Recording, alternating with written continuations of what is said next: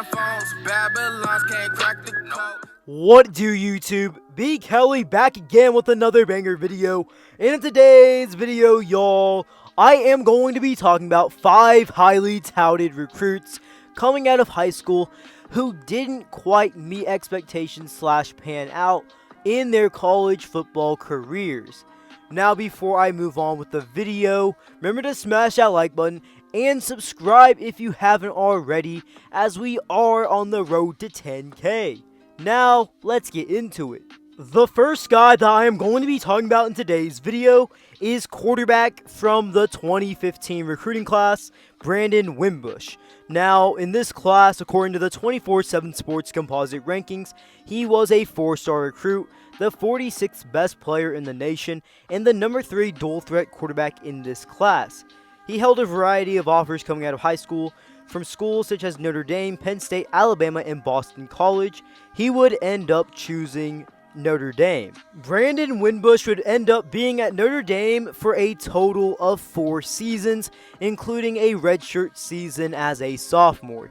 He played in 2 games as a true freshman as a backup, and when 2017 finally came, when he was a redshirt sophomore, he finally got his shot to be the starting quarterback for the Fighting Irish. In this season, he completed 49.5% of his passes, threw for 1,870 yards, 16 touchdowns, and 6 interceptions. On the ground, he rushed for 804 yards and 14 total touchdowns.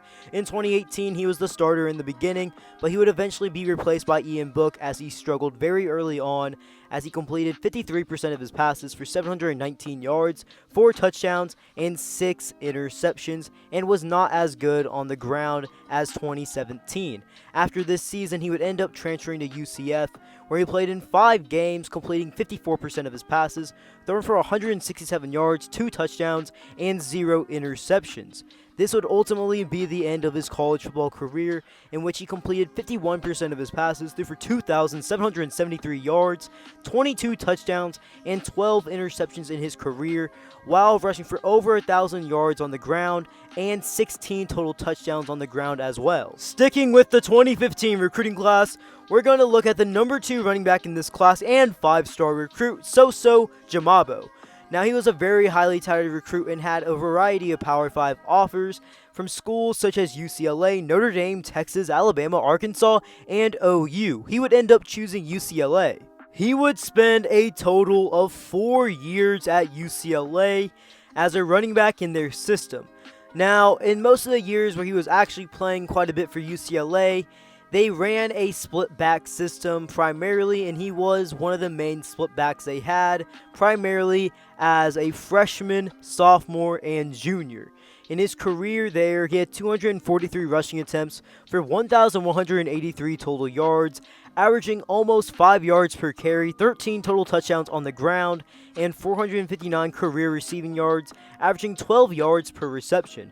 His best year of college football was as a junior in the 2017 campaign, as he had 446 yards on the ground, averaging 5 yards per carry, 6 touchdowns, and 204 total receiving yards through the air. In his final year at UCLA in 2018 as a senior, he was trying to prove his worth to the NFL scouts out there watching his game one last time before he was done with college football. Unfortunately for him, he would suffer a season-ending injury and did not get the ball that much in 3 games played, as he had 5 carries for 12 total yards, and that was it for his entire season, effectively ending his career as a Bruin. He would not really get any NFL interest at all, as he never really got a shot to make a team. Back again with the 2015 recruiting class, this time on the defensive side of the ball, we have defensive lineman Canton Kaumatule.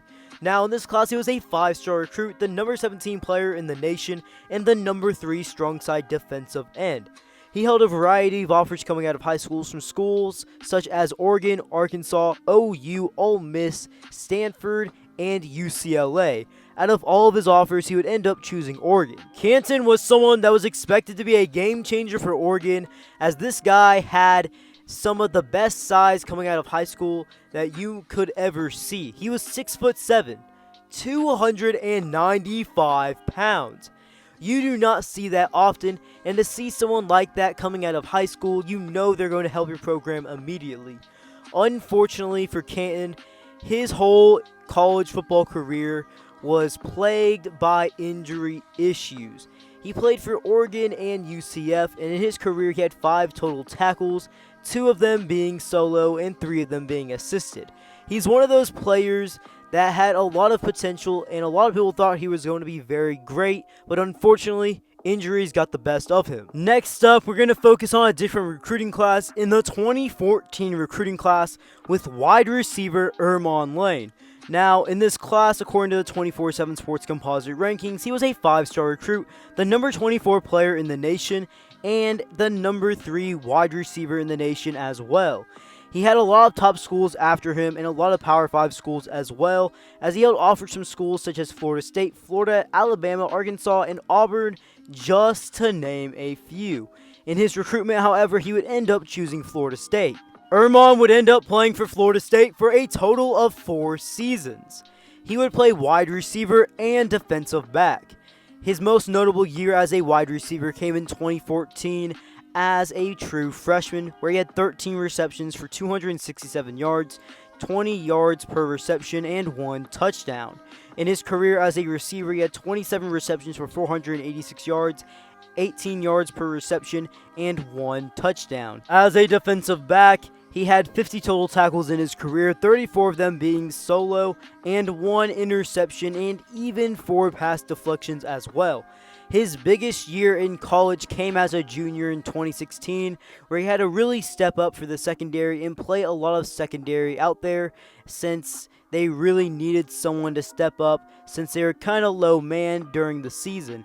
And he actually played pretty well, as he had 37 total tackles, half a tackle for loss, and 1 interception. Once his career was done at Florida State, the NFL never really came knocking, but he did get a Canadian Football League opportunity. Now, to take it back to the 2015 recruiting class, I'm going to be talking about the final player in this video, and this is none other than the number 1 recruit from this class, Trenton Thompson. Now, being the number 1 player in your class, you're going to have all the top schools after you non-stop, but out of all of his offers, he would end up choosing Georgia over the likes of Auburn, Alabama, Clemson, and Florida, just to name a few. He would end up being at Georgia for a total of 3 seasons. As a freshman in 2015, he had a solid season, as he had 25 tackles, 8 of them being solo, 2.5 tackles for loss, and half of a sack.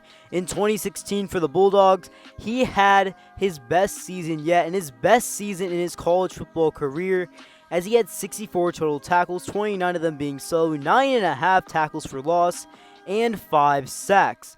He was expected to make a big boom in the 2017 season as a junior, but that really wasn't exactly the case, as his numbers would go down from the season prior, as he had 38 total tackles, 20 of them being solo, 3.5 tackles for loss, and 1 pass deflection instead. Many people were shocked by his next move, as he would declare his name early for the 2018 NFL Draft, forgoing his final year of eligibility at Georgia. He would end up going undrafted in the 2018 NFL Draft. In his post-college career, he would sign with the Browns as an undrafted free agent, but was released before the preseason even began.